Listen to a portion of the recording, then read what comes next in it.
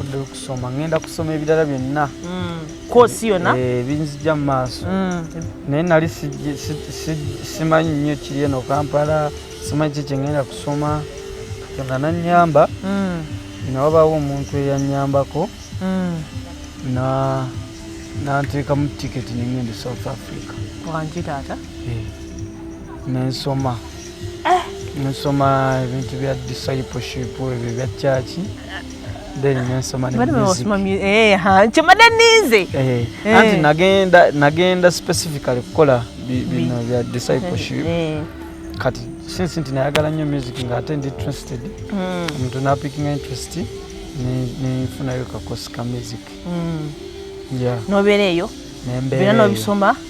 nobiyiga kati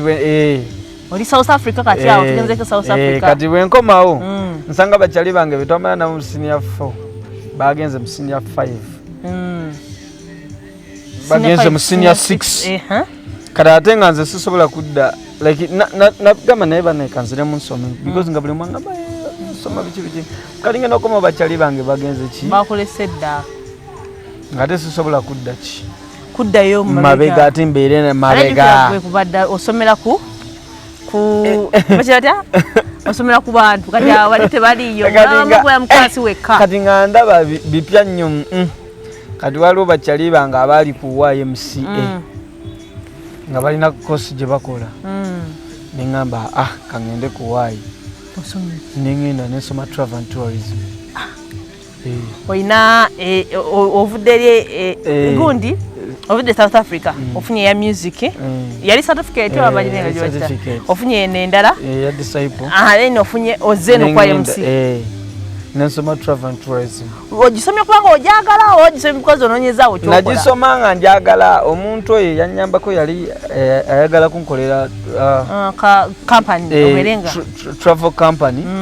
yalina deals eyo Egypt kati ate wano wavaawo nnyo abantu abagenda nnyo Egypt nga bagenda kulambula naye nga bali mu Christian gundi eyo baba bagenze kulaba byafaayo ne bapastors bagenda byeddiini kati nga ngamba bw'okola ekintu bwe kityo oba engeri gy'oli mu music nti osobola okwatrackinga abantu bangi ne bapastors osobola okukola ki obatuuza n'obabuuliramu kati neŋŋenda nensoma travel and tourism naye nga osoma travel and tourism ng'eddalu ly'olikendeba nga naye era okolayo ebiri ebintu nali sirina ddalu just nali nti kale ng'ebintu nkoowa nnyo like wemba tortured somewhere like kinkooya oli busy si bize sijaga nti nali wali mu music omanyi mu music nali mu music naye nga sinabeera mbu bakubuukinze mbu olina performances ate bibeerawo ebyo byokubuukinga wabeera music oba olina okukola ku makya okola eddoboozi osooka oli amenva awo abiri osooka ogende simanyi mu studio nze ngeri gye nnakula nga nnyimba nga tekyali nnyo nti noba nina kwetegeka nnyo okgenda mu studio nti nina kukola biki omala YMC kati ova ku YMC oyingira tukulabye oli mu muziki oyingira otya music kati bwemala ali serious kwanga kyemmanyi kati you are booked that's business right oyingira otya music before nga tetunagendayo eyo nga nkyali ku wayi nagenda waliwo essomero eryali liri mu kuggulawo lyali Gabon liri based in USA it is the biggest music school mu nsi yonna yonna kati lyali lina branches gye liggulawo nga eri Gabon kati nga balina offers ze bagaba then nenfuna tiketi nebasasula tiketi neŋŋenda nenyongerako ku certificate nengenda nensomayo nenyongerako music ne sound then nenkomawo mba nkomawo nemaliza wano YMCA nengraduatinga nagraduatinga mu covid graduation ngaggwa nengraduatinga nemanya nti mbirina neri mbirina nabyo nobikuŋŋanyiza kati makkati awo nga ndi kuwaayi nga biri biwedde nengenda ku MISD Makerere nensomayo short course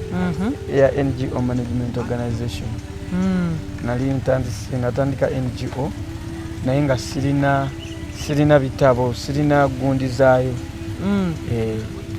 Notandika nga toyina kyomanyi? No, like kyandimu nga nkimanyi naye nga bwomanyi kwika ebigenderako bw'oba ogenda kukola n'abantu abali professional babyetaaga ebipapula nengenda nensoma Ndabye ebitabo okuŋŋaanya kimu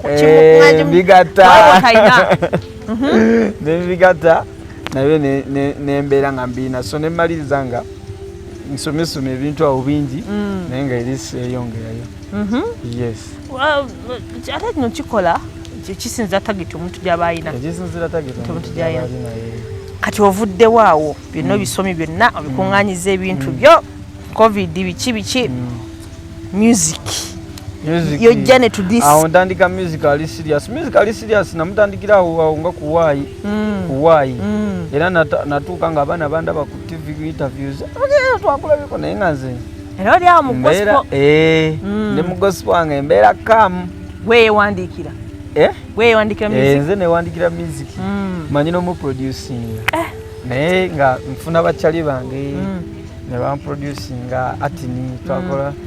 twagira nnyo ne atini nga nyamba nnyo so nentandika okukuba endongo yange awo nga ndi YMCA nentandika okufunayo shows awo nga ndi ku YMCA nga abaana balaba performance naye nga tebantegeera nga nze mbeera mbeera kaali nga babeera awo abandaba abaana ne banjagala nnyo ne ku campus olw'ensonga nali ndi down to earth ng'ate abamu balaba ebintu ne babeera baga ano tasabanga nga banneewuunya nnyo nali mbeewuunyisa nnyo so nembeera loved era abaana banyambangako mu kilaasi ne bakuyambako coursework olwo nafuna trip nengenda e Kenya olw'omusumba eyali ayagala ngende ennyimbe ku kyaki yaabwe mbayambeko ne music biki nangulira tiketi nyakanyonyi nengenda nekyali wange bakyali bange babiri netugenda kati nga abaana babiraba abatono abalaba ku WhatsApp kati nga be babigamba abalala naye abaana ne banjagala nnyo ate baagala okwesembereza manyi obeera ku ssomero ng'oli star era nefunayo abantu baba baagala kubeerawo nga abaana nga abasinga mikwano gyange nze nava ku ssomero nga abaana bonna almost n'oli ebyobwereere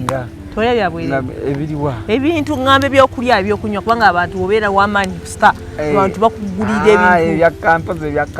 ebyakanti nisebo baali bo tebabimanyi ebyo naye nga mu kirasi like abaana banyambirako ddala ne bankolera koswaka ne bankopera ku notisi oli ne babeera nga bakubuusa kino kyekiriwo influence watali influence watojja kusoma gwe katonda bambi nannyamba era nenkola bulungi nnyo nogenda nentandikawo nenkuba oluyimba olulala nenkuba olulala lwenkola lwentekako vidiyo kati awo nenkola olulala nerukwatayo nerutandika okuzanya because nali simanyi nnyo bino ba presenters aba radio ne batandika opickinga interest alijukira engeri by the way wakati mu mbeera ng'eno you write your own music you produce your own music tulabye abayimbi bangi nga akuba gospel ali nakubamu nazino naye zino zogwe you're focusing nze nali focused because on gospel music because natuuka nze nategera Katonda on my personal level because nayitamu experience ebyo ebintu byenkunyumiriza bye nayitamu mu bulamu bwange bwali buzibu nnyo nga Katonda yekka yasobola okukoyamba okitegera era nakikakasa nti this is God like God ate nemanya nti kasobodde okunyamba bino alina plans nnungi nnyo eri obulamu bwange ate nnene ate ngenda abeera w'amaanyi ate ngenda wala okuva time ezo nentandika okukkiririzaamu kati bino ebintu by'amanyonyi byeki biki bitandika okujja bino binasaba Katonda ate nenyongera okukkiriza tebyameza mbo bamalala biki because me I think I drove my first car in my vacation of form 4 nga ndi kid naddayo ne kuzino pate ze bakola ku ssomero n'abasomesa abaali bankuba okunzita bambongako. Mweshi kitegeeza kuvuga emmotoka. Akitegeera nga yange naze njegulidde. So obulamu bwange bwajja bukyuka step by step, step by step, naye nga embeera like omuntu singa amanya eno gye wayita nga tasobola kwegomba wadde, nga tasobola wadde, because abantu bajjanga eri nga batukyalira nga balaba obwana obutalina ssuubi, akuyambe n'akuwaayo kyakuwadde, ne babaleetera engoye, ne babawa ebyokuzanyisa, ne babayigiriza okusenya nga babalaba mulinga abatalina kyemumanyire nga nawe just image gy'olina, like it is in general, like bw'ogenda ba ku street n'olaba abaana bonna oba basasira busasizi, tosobola nomusuubiramu kiri, tolina kyosobola kubeera okujjako nga gwe olina engeri gy'otegeramu ebintu, kati ng'olina experience ng'eyange, gy'olaba omuntu onoga sorry, nasobola ofuuka big deal. Yes. Good. Yeah. So byomuziki gwo ali eri kunyimba batandise okuyita. Batandise okumpita. Byakayimba bakayita mateeka. Kaali kamaanyi video ziga yagikwata, ati niye yakola audio, ate ebiseera ebyo ati niye yalina yakubye hit nga alina oluyimba lwa fiiki lwakoze baluyita byenyeenya. Nga alina ennyimba zakoze za fiiki awo nga ne fiiki azze. Nga ati niye alina hit. Kati n'agikola ate nga neziga ebiseera ebyo yali aliko naye nankolera video. Kyoni netambula ne batandika ogikuba ku TVs, ne batandika okumpita ku interview nga banoonya mwana kyo yayimba akayimba ko, banoonya ne bantwala ku interview z'abantu, ne batandika okuntegeera, ne bakonominatinga mu High People Music Awards, nenjiwangula nga breakthrough. Naawo nempitawo, awo netandika okukuba tunes nga wangudde ku awadi bataza okunominatinga yali High People. Best? It was dancehall song of the year. Yes, yali dancehall song of the year. Tekubeerako gospel? Anti already zaali gospel, zaali za gospel High People. Okay. Yes. So nekibeera dancehall song of the year. Nemukikuba. Nezaddako ne banteeka mu categories nyingi, nendya breakthrough artist of the year. Zonna wadi otereka ntereka katono bino byonna nabimusaba bimpadde. Jeziri ewaka, so music najjanga akula nenkola oluyimba olulala, nenkola music nga mungi. Kakati so far kubanga tuli music industry and actually eri wide challenges chizogamba tino zino challenge cyanga nyinga music mukozi naye challenges zino. Challenges zenalabya oba zendabe mu music oba zenkyalaba music nakizula nti ziri nnomo, zituuka ku buli muyimbi yenna atandika, buli muyimbi yenna omuto, buli muyimbi gwe batanategeera. Zimutuukako baba abantu nga bazalawa, omuntu just akutungako obutunuzi n'alaba engeri gy'oyambaddemu, n'alaba engeri gy'ofaananamu, nagamba oyitajja nga toli kilasi ye like nga nawe ba interview tasobola kutuula naawe ku set kitegeera like nga tolina byogenda kugamba bantu ekitegeera nozanga ngezala kati nze waliwo gye bampitanga actually sigyerabira, waliwo abantu we bampita nenzija na ttiimu y'abaana abato nga bambadde obugoye bufaanagana tugenda kukubalaga, ngenda okutuuka omukazi yali ku mulyango nagamba mwemulaga wa, ne batukwata muddeeyo ng'ate ndi mugenda backstage kuyitawo ngende nkola ekinyimbe nga ne ku posta bantimbi naŋŋaana nagamba genda ontulina kubeerawo ng'olaba no yangamba genda eri mulina beera eri mu audience okitegeera teweewozaako nowaye ndi ku posta. Jjukira kati abantu abamu baali batandise okuntegeera, abantu baali batandise kati nga mu audience eno waliyo abantu abamanyi nga bakulaba oyingira backstage kati nga boddawo okwetoolola no jjukira oli ye takumanyi. Abantu bangi ebintu birekana letalina interest yakuwa iyamba oba kuwulirize mugende biki obanganyo mugende nenkola nkigaana nenzirayo nenkuba essimu kubira essimu omuntu eyampise namugaa ndi wano naye omukyala wammwe nga nekuyingira nagamba oliwa, ne bampita ne basindika aba security ne bankima we nali mbalaze nenyingira mukazi ne yeewuunya nnyo agenda okulanga ne ku posta kwendi bagenda okumpita ku stage nga bankubira enduulu omukazi yannoonya bambi nanneetondere yes naye nga yampisa bubi nnyo naye nga nakitegeera nti waliwo bibaawo kati ezo ze challenges oluusi ze wasanganga challenges zikyalimu nina akayimba kano nakulaba ne Pastor Wilson Mugembe kayimba kalungi nnyo. That is my latest song for now. Gwakawandiika Pastor Mugembe yawandiika nokatulamu bulungi nentulamu naye oli musajja w'amaanyi. It is my latest project era njagala okwebaza Pastor Mugembe olw'okunzikiririzaamu nampa oluyimba because bayimbi bangi abaagala okukolako naye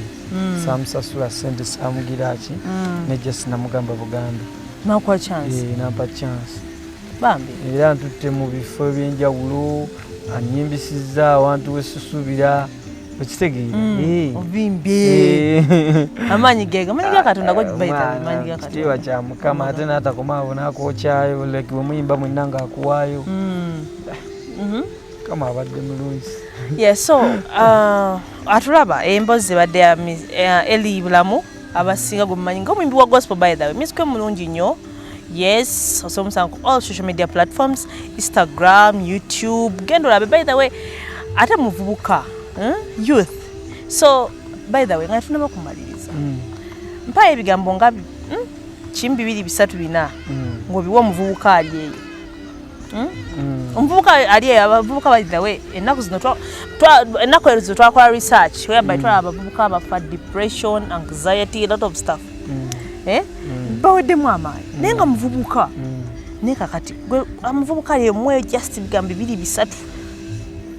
eri bulamu muzemu amaanyi muzemu obulamu. Ekisooka kyennyinza okugamba omuvubuka nti like eno ensi gye tulimu n'ebigirimu byayo tetugenda nabyo kyekisooka so byonna byokola engeri gye weeyisaamu engeri gye weetreatinga engeri gy'otreatinga abalala buli kyonna kyokola kigenda kusigala wano so it's better netulavinga one another netuvaamu ebyo ebintu by'okuwalana n'otuuka okukola munno ekintu nobba like neweeyonoonesa gwe n'osalawo ng'oli muvubuka n'osalawo onywe bunywi oyonoone obulamu bwo okitegeera oyonoone n'obwabalala tebigasa.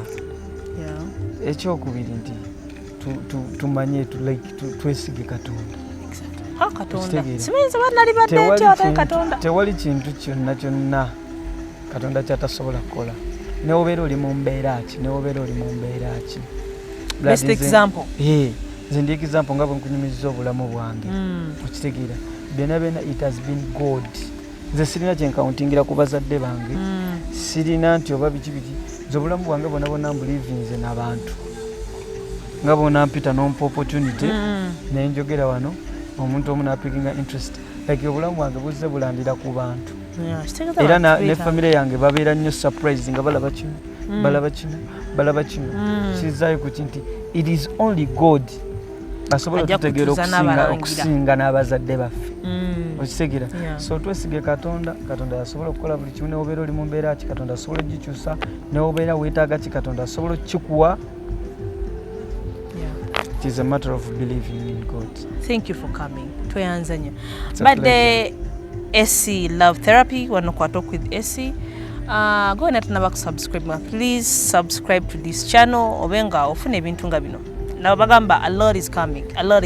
Please subscribe, liking, sharing, commenting. Ebintu ngebyo. Osobola all social media platforms. TikTok, Facebook, Instagram, Twitter, yonna gye tuli. Nenga twali mukusobagamba tuli ku satellite hotels nga bano balina satellite health club whereby babaleetedde buli kimu gwayagala sauna, ayagala steam bath, ayagala aerobics, ayagala gym, ayagala massage therapy byonna biri wano ate ku ssente ntono. Sauna steam mutwalo gumu, aerobics gym gumu n'ekitundu, massage therapy emitwalo 4 plus. Ate oba agamba gwe tosobola kusasula mutwa toyagala kusasula za buli lunaku ngosobola okusasula omwezi $25,000 ngofuna full package oba olina couple $25,000 just visit them bali wano Kisasi Kyanja Road nga kava ku roundabout ate era osobola bekyalira ku website www.satellitehotels.com mbadde Esi Love Therapy wano ku Talk with Esi mbagala nnyo we meet next time.